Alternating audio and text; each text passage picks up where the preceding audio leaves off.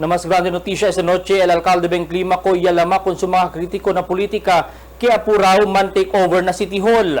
Takial storya di Marifita Mayo. Yalyama el alcalde Maria Isabel Climaco Salazar kundi sumaga kritiko na politika quien bien apuraw yaman take over con el City Hall. Este según el razón, si porque apuraw también ta destroza este di sumaga kritiko con el di su administración. Leos pa según el eleksyon, pero tahugaya según politika con el di sumaga kritiko mas que amedyante con este pandemia de COVID. Siguro atat na atat agad sila to take over the City Hall in 2022. And what do? They destroy the administration of Mayor Beng Climaco and prevent the services of government. No quiere sa buwangyan yung mga politiko peleador. Kung saya pasa. Kung nakielyo sa kabapelya kipelya, entero pamilya, kere kita lang congressman, kere kita mayor, kere kita congressman, kere firma lang na Facebook. Kung saya pasa, kung sa el regalo del mga gente kanila. No quiere sila elihian sina klase, kaya quiere sila aquellos mga servidor publiko que debe trabajar. It is very unfair in the time of pandemic. We have these people with black conscience blocking and preventing services for food and health just because they have ulterior motives, and that solely points to them taking over the City Hall in 2022.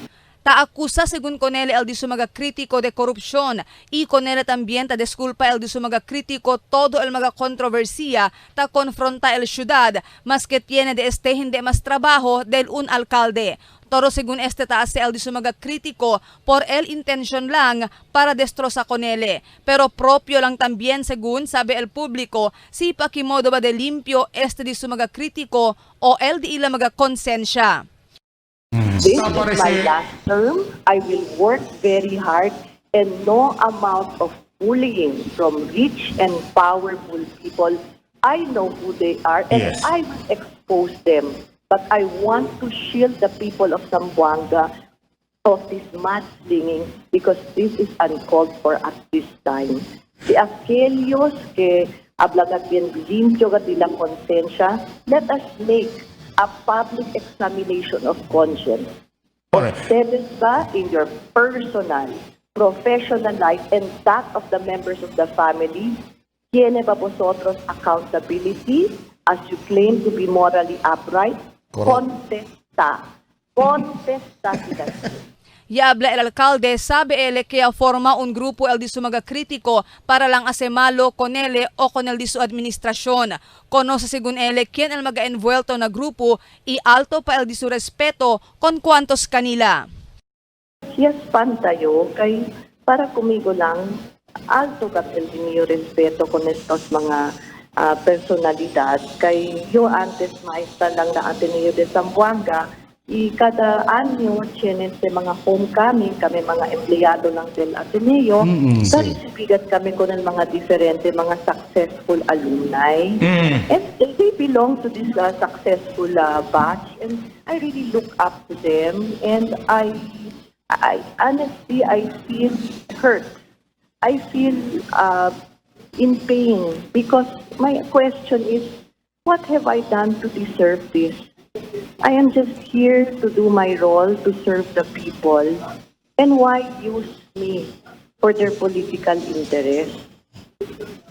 Pwede man era sila usael bilang mga merito, no? Kay successful, rich, powerful sila.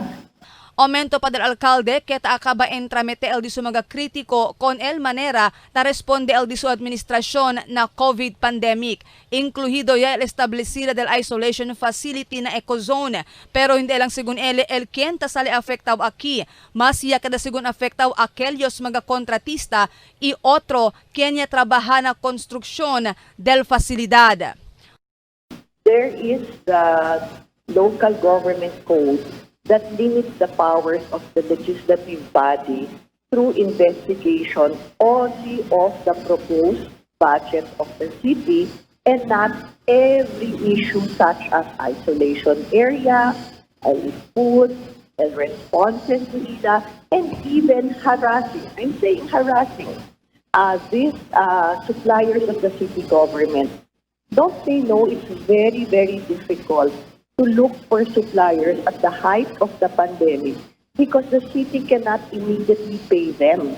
Because kita mga lockdowns, the supplies are hard to reach, but since the number of patients are growing, cosa kita debe hacer? The President of the Republic of the Philippines provided the Bayanihan Act, and in that, yadala kami authority ko ng local government unit para ayuda, responde. And what are these people who are so-called having consciences doing?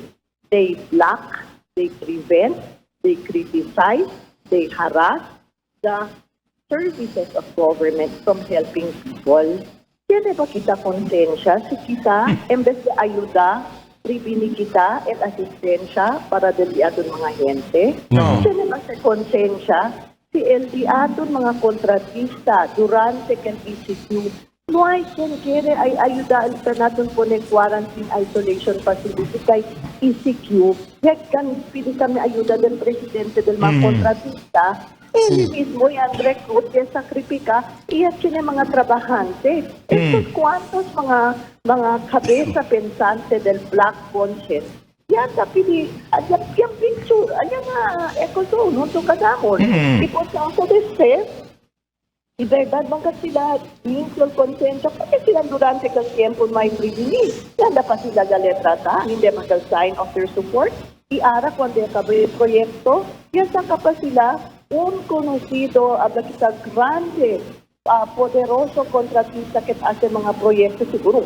Let's say, suponiendo 400 milyon el mga kontrata privado en dinero y después anda sila kritika kung ang mga jusay mga gente que dito kung poblano de konsensya babos ese klase del mga politiko o dila mga compañeros kritika kung ang mga jusay gente pichi aplihi preveni con estos mga servisyo que debe kita dale ng mga gente. What I am saying is it is really foul, it is really false, it is really fake, and also very kita mabuling.